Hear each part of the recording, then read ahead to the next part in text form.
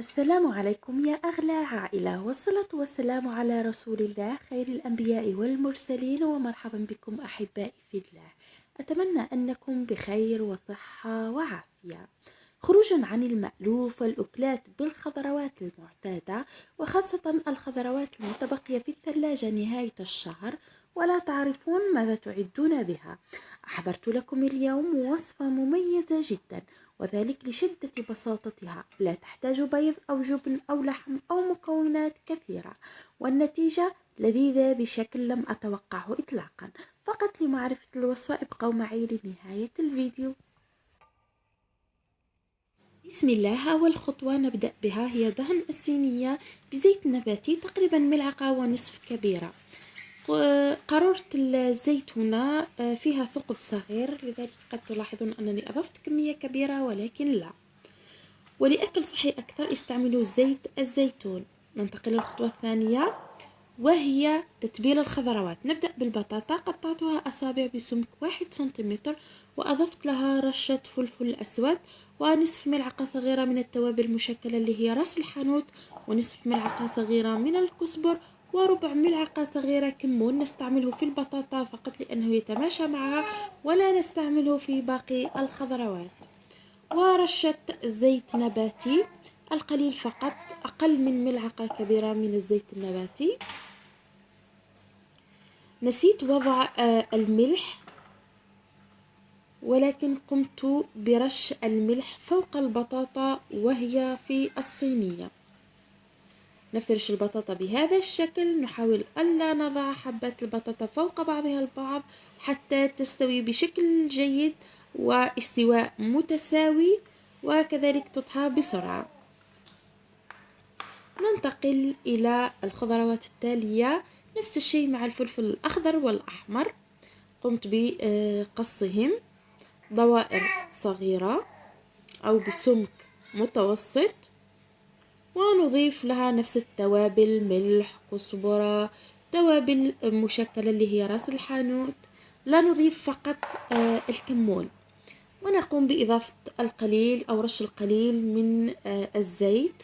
ومثل ما أخبرتكم، لأكل صحي أكثر ادهنوا الصينية بزيت الزيتون، وكذلك رش زيت الزيتون على الخضروات.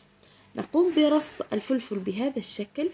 السبب الذي جعلني أقوم بتتبيل كل نوع من الخضروات على حدة حتى أرصها بشكل جميل في الصينية. نأتي إلى دور الكوسة، أو من نسميها بلهجتنا الجريوات. قطعتها أصابع طويلة ورقيقة، وأضفت لها نفس التوابل، كزبرة، توابل مشكلة، ملح، ورشة من الزيت.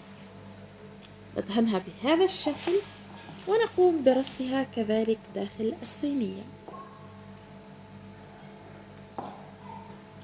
آخر شيء معنا هنا هو البصل. قطعته دوائر وتبلته بنفس التتبيلة، ملح، كزبرة، فلفل أسود، وتوابل مشكلة، والقليل من الزيت.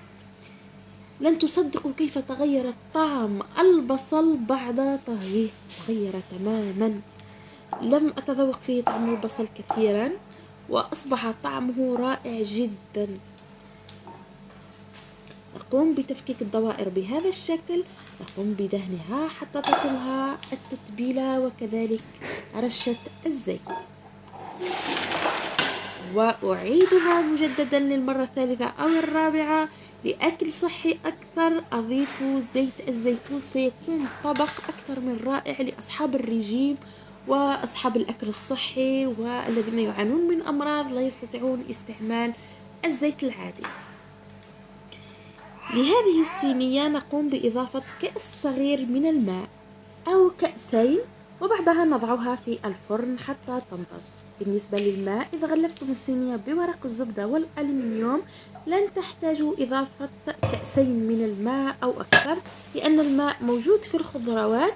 سنحتاج فقط كأس صغير، ولكن بالنسبة لي أنا لم يكن متوفر عندي ورق الزبدة والألمنيوم، فكلما أرى أن الماء تبخر ولم تطهى بعد أقوم بإضافة القليل من الماء حتى طبخت طرية جدا.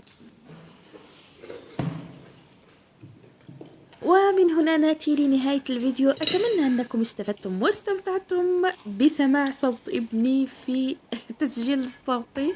أسفة لذلك، فهو يقوم باللعب بجانبي. أتمنى أنكم استمتعتم كذلك بمشاهدة الفيديو. لا تنسوا تجربة الوصفة على ضمانتي، لأن نتيجتها غير متوقعة الصراحة.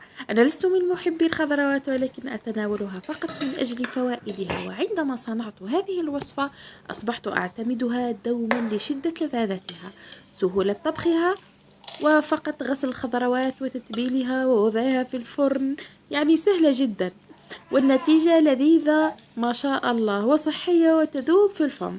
قدمتها مع الدجاج حجم صغير اشتريناها من المطعم، ولكن ذلك ليس ضروري لأن الخضروات وحدها لذيذة جدا. في النهاية أتمنى أن تدعموني باشتراك عن طريق الضغط على الزر الأحمر أسفل الفيديو، ولايك وتعليق حتى يرى الفيديو أكبر عدد من الأصدقاء وينضمون إلى عائلتنا الصغيرة. شاركوا الفيديو مع أحبابكم. أحبكم في الله الذي أحببتموني فيه. سلام.